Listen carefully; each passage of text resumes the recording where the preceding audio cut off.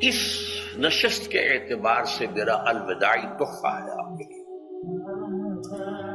اور وہ یہ کہ میری جو دینی، ملی، تاریخی، سیاسی، عمرانی جو سوچ ہے، جو فکر ہے میرا، جو 50 برس سے زائد عرصے کے مطالعے اور غور و فکر پر مبنی ہے،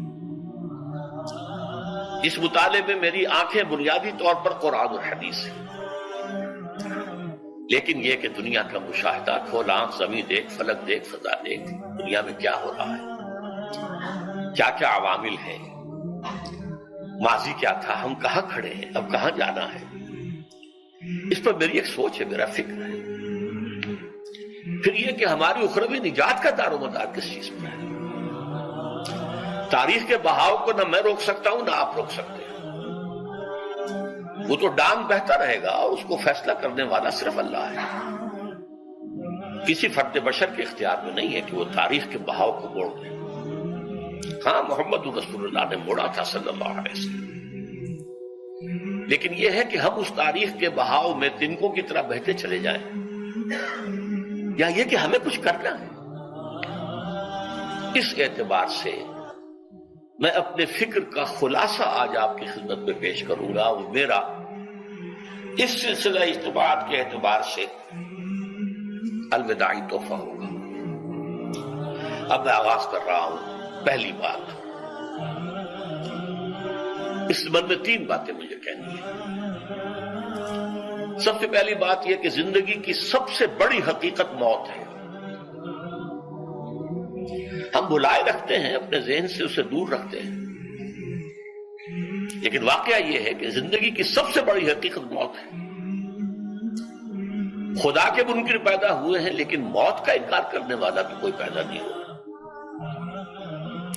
اس لیے میں نے آیت آپ کو سنائی، کل نفس ذائقۃ الموت،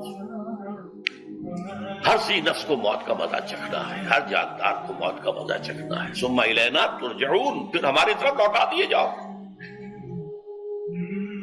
تو زندگی کی سب سے اہم حقیقت موت، اور موت کے بعد رجوع اللہ، آخرت، یہ سب سے بڑی حقیقت ہے۔ ایک حقیقت سب مانتے ہیں، سب جانتے ہیں، دوسری حقیقت کے اوپر پردہ پڑا ہوا۔ میں نے اس اعتبار سے نوٹ کیا، یہ الفاظ قرآن میں 3 مرتبہ ہے، کل نفس ذائقۃ الموت، ہر جاندار کو موت کا مزہ چکھنا ہے۔ انبیاء اس سے مستثنا نہیں رہے، رسول اس سے مستثنا نہیں رہے، اولیاء اللہ مستثنا نہیں رہے۔ وقتی طور پر استثناء حضرت عیسیٰ کا ہے کہ ابھی وہ زندہ ہے، لیکن عیسیٰ یاتی علیہ الموت، حضور نے فرمایا عیسیٰ پر بھی موت آئے گی، جب دوبارہ آئیں گے، زمین پر اتریں گے، پھر اس کے بعد ان پر موت وارد ہوگی، ان کی نماز جنازہ پڑھی جائے گی، انہیں دفن کیا جائے گا حضور کے پہلو میں، شادی بھی کریں گے، اولاد بھی ہوگی۔ باقی تو یہ ہے کہ کل نفس ذائقۃ الموت، سب کو موت کا مزہ چکھنا ہے۔ عیسیٰ بھی بالآخر اس سے مستثنا نہیں رہیں گے، بلکہ قرآن میں ایک جگہ کہا گیا ہے أَفَإِن مِتَّ فَهُمُ الْخَالِدُونَ، کیا ہے نبی، اگر آپ کا انتقال ہو گیا تو یہ کیا ہمیشہ رہیں گے؟ کون ہے دنیا میں جو ہمیشہ رہے؟ انتقال تو ہونا، آپ کا بھی ہونا ہے۔ إِنَّكَ مَيِّتٌ وَإِنَّهُمْ لَمَيِّتُونَ، یہ تو مختصر ترین الفاظ تھے۔ اس سے آگے بڑھیے، سورہ انبیاء میں فرمایا کل نفس ذائقۃ الموت وَنَبْلُوكُمْ بِالشَّرِّ وَالْخَيْرِ فِتْنَةً وَإِلَيْنَا تُرْجَعُونَ، ہر جاندار کو موت کا مزہ چکھنا ہے، اور اس سے پہلے پہلے ہم تمہیں آزماتے رہیں گے، خیر کے ذریعے بھی، بھلائی دے کر، صحت دے کر، دولت دے کر، اولاد دے کر، شہرت دے کر، اور برائی کے ذریعے سے بھی، تنگ دستی دے کر، بے عزتی دے کر، اہانت دے کر، ذلت دے کر، وَإِلَيْنَا تُرْجَعُونَ، اور پھر ہماری طرف لوٹائے جاؤ گے۔ یہ وہ دوسری حقیقت جو میں نے کہا کہ جس پر پردہ پڑا ہوا ہے، بہت بڑا پردہ ہے۔ لوگ یہی سمجھتے ہیں کہ یہی دنیا کی زندگی ہے۔ قرآن کہتا ہے إِنَّ الدَّارَ الْآخِرَةَ لَهِيَ الْحَيَوَانُ لَوْ كَانُوا يَعْلَمُونَ، یہ تو آخرت والی زندگی ہے جو اصل زندگی ہے، کاش کہ انہیں معلوم ہوتا۔ اس سے بھی زیادہ تفصیل سے یہ آل عمران میں آئی آیت، کل نفس ذائقۃ الموت وانما توفون اجورکم یوم القیامہ، ہر جاندار کو موت کا مزہ چکھنا ہے اور پھر تمہیں پورا پورا تمہارا اجر اور بدلہ دے دیا جائے گا قیامت کے دن۔ فمن زحزح عن النار وادخل الجنۃ فقد فاز، جو کوئی آگ سے بچا لیا گیا اور جنت میں داخل کر دیا گیا وہ تو کامیاب ہو گیا۔ اللہم ربنا اجعلنا منہم، اللہم ربنا اجعلنا منہم، اللہم ربنا اجعلنا منہم۔ وما الحیات الدنیا الا متاع الغرور، اور دنیا کی زندگی تو سوائے دھوکے کے سامان کے اور کچھ نہیں۔ دھوکہ کس معنی میں؟ یہ تمہیں اصل زندگی سے غافل کر دیتی ہے۔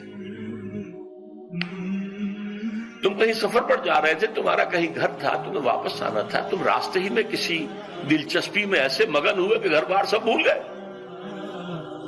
یہ تو تمہارا عارضی سا سفر تھا، تم نے اسی کو اپنی منزل بنا لیا، اپنا ٹھکانہ بنا لیا، تو دھوکہ دیا اس نے تمہیں۔ ویسے دنیا کی زندگی دھوکہ نہیں ہے، بڑی حقیقت ہے، اس لیے کہ حضور نے فرمایا انما الدنیا مزرعۃ الآخرہ، یہ دنیا آخرت کی کھیتی ہے، یہاں بو گے تو وہاں کاٹو گے، یہاں کچھ کمائی کرو گے تو وہاں اس کا بدلہ ملے گا۔ اس اعتبار سے دنیا بہت بڑی حقیقت ہے، ایک ایک لمحہ بہت بڑی قیمتی شے ہے، لیکن اگر یہ دنیا تمہیں آخرت سے غافل کر دے تو اس سے بڑا دھوکے باز اور کوئی نہیں۔ یہ اصل دجال ہے۔ میں نے تقریباً 60 برس کی عمر کو جب میں پہنچا تھا تو موت کا انتظار شروع کر دیا تھا۔ میرے قریبی احباب کو معلوم ہے، میں کہتا رہا، یہ بھی کہتا رہا کہ بھائی میں اپنے حصے کا کام کر چکا ہوں، جتنی صلاحیت اللہ نے دی تھی، جتنی بھی میرے اندر استعداد تھی، میں اس کو بھرپور طریقے پر استعمال کر چکا ہوں۔ دم واپسی برسرے راہ ہے عزیز و اللہ اللہ ہے، یہ میرا معاملہ رہا ہے 60 برس کی عمر سے۔ اس کے بعد اللہ نے مزید 14 برس دیے ہیں، یہ نافلۃ لک کے درجے میں کہتا ہوں، اس کا اللہ کا عطیہ خصوصی ہے، نفل ہے، ہمیشہ کہتا رہا ہوں۔ مسنون زندگی تو 61 برس ہے ہمارے حساب سے۔ علامہ اقبال کے بارے میں سنا ہے کہ رویا کرتے تھے کہیں میری عمر حضور کی عمر سے زیادہ نہ ہو جائے۔ وہ 6 مہینے کم ہی رہی ہے حضور کی عمر سے۔ جو حضور کی عمر تھی وہی حضرت ابو بکر کی، وہی حضرت عمر کی، وہی حضرت علی کی۔ ہاں، حضرت عثمان 82 برس کے ہوئے ماشاءاللہ۔ پھر یہاں کے مجددین میں سے وہی عمر حضرت شیخ احمد سرہندی کی، وہی شاہ ولی اللہ دہلوی کی۔ ہاں، شیخ عبدالحق محدث دہلوی رحمۃ اللہ علیہ 82 برس کے ہوئے۔ لیکن یہ میں کہا کرتا تھا مسنون عمر تو 61 برس ہے، جسے ہم 63 کہتے ہیں، وہ اصل میں ہمارے حساب سے 61 بنتا ہے۔ وہ 63 قمری ہے، جو 9 دن کم ہے، قمری سال جو ہے وہ شمسی سال سے۔ بہرحال میں اس وقت سے منتظر تھا، لیکن جو بھی وقت اللہ نے دیا ہے اللہ کا شکر ہے، وہ مفید کاموں میں لگا ہے۔ ان میں خاص طور پر میں سمجھتا ہوں کہ اللہ کا مجھ پر سب سے بڑا احسان، اور مجھے پر نہیں، بہت بڑے پیمانے پر لوگوں پر جو احسان ہوا ہے، وہ میرا 1998 کا دورہ ترجمہ قرآن ہے جو کراچی میں ہوا تھا۔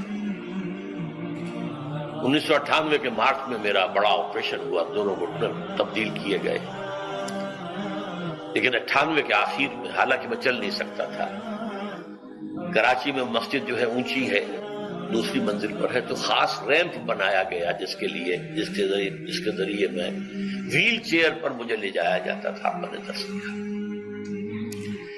اس درس کی گزشتہ چند سالوں سے پوری دنیا میں جو گونج ہوئی ہے اللہ کے فضل و کرم سے، اللہ کوئی حکمت خداوندی اس کے ساتھ وابستہ ہے۔ اس میں میرے کسی کام کو دخل نہیں ہے، میری کسی کوشش کو دخل نہیں ہے۔ میں نے تو جو درس میں دیتا آ رہا تھا سن 85 سے دورہ ترجمہ قرآن، البتہ یہ بات ضرور ہے کہ میں نے محسوس کیا تھا کہ سن 98 کے اس درس میں دورہ ترجمہ قرآن کے مجھے خصوصی انشراح حاصل تھا۔ میری ساری گفتگو کا حاصل کیا ہے؟ دیکھیے، نظریاتی تحریکوں کا تعلق اشخاص سے نہیں ہوتا، ٹھیک ہے؟ کوئی اس کا داعی ہوتا ہے، کوئی اس کا مؤسس ہو جاتا ہے، کوئی اس کا آغاز کرنے والا ہوتا ہے، لیکن نظریاتی تحریک افراد سے وابستہ نہیں۔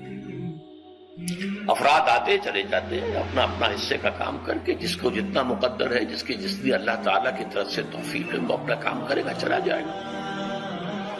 یہ چمن یوں ہی رہے گا اور ہزاروں جانور اپنی اپنی بولیاں سے بول کر اڑ جائیں گے۔ مبارک ہیں وہ لوگ جنہیں قرآن کی بولی بولنا نصیب ہو جائے۔ وَإِنْ يَحْسَبُ أَنِّي مِنْهُمْ، مجھے گمان ہے، اللہ کا فضل ہے کہ میں ان میں سے ہوں، میں نے قرآن کی بولی بولی ہے، اور قرآن مجید کو جیسا کہ وہ ہے ایز اٹ از،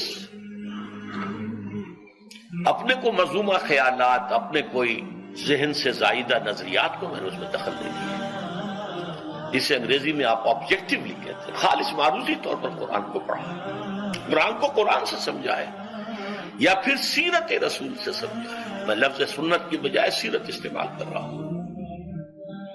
قرآن مجسم حضور تھے صلی اللہ علیہ وسلم، اور حضور کی سیرت اور حیات جو ہے وہ قرآن مجید کی اصل تفسیر ہے۔ یہ حقیقت بھی بہت کم لوگوں کے علم ہے۔ وہ احادیث کا نام تو لیتے ہیں، احادیث بھی ہے، سیرت بھی تو احادیث ہی سے ہمیں ملتی ہے، لیکن میں خاص طور پر سنت یا حدیث کی بجائے سیرت کا استعمال۔ قرآن کی دو سورسز ہیں، قرآن خود اور سیرت رسول صلی اللہ علیہ وسلم۔